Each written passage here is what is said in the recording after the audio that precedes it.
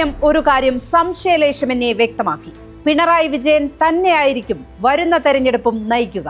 കോൺഗ്രസിന്റെ ചരിത്രത്തിൽ പ്രതിപക്ഷ നേതാക്കളാണ് തെരഞ്ഞെടുപ്പ് നയിച്ചിട്ടുള്ളത്.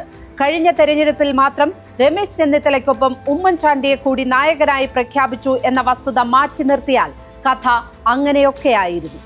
പിടിച്ച കൊമ്പെല്ലാം വെടിപ്പായി ജയിച്ചു നിൽക്കുകയാണ് വി ഡി സതീശനെപ്പോൾ. അതിപ്പോൾ സതീശൻ മാറുന്നതും സതീശനെ മാറ്റുന്നതും ഏറെക്കുറെ അസംഭവ്യമാണ്. ലീഡർ ഓഫ് ദ ഒപ്പോസിഷൻ ആയിട്ടും അടുത്ത മുഖ്യമന്ത്രിയാകാത്തത് കോൺഗ്രസിൽ 2 പേർ മാത്രമാണ്. ഒന്ന് PT ചാക്കോ, രണ്ടാമത്തെ ആൾ രമേശ് ചെന്നിത്തല. ഒന്നാം EMS മന്ത്രിസഭയുടെ കാലത്ത് പ്രതിപക്ഷ നേതാവായിരുന്ന PT ചാക്കോയെ വെട്ടിയത് ഇന്റർനാഷണൽ കളി കളിച്ചാണ്. ഏറ്റവും കൂടുതൽ സീറ്റ് നേടിയ കോൺഗ്രസ് മുഖ്യമന്ത്രി സ്ഥാനം പ്രജാ സോഷ്യലിസ്റ്റ് പാർട്ടിക്ക് നൽകിയാണ് PT ചാക്കോയെ തഴഞ്ഞത്. പട്ടം താണുപിള്ള അങ്ങനെ മുഖ്യമന്ത്രിയായി.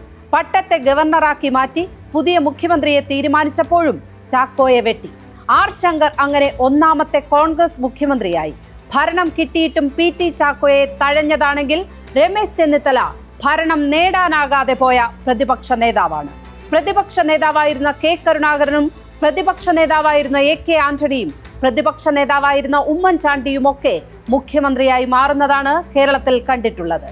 VD സതീശന്റെ ഈ യാത്ര ക്ലിഫ് ഹൗസിൽ എത്തി നിൽക്കുമോ എന്നാണ് അറിയാനുള്ളത്.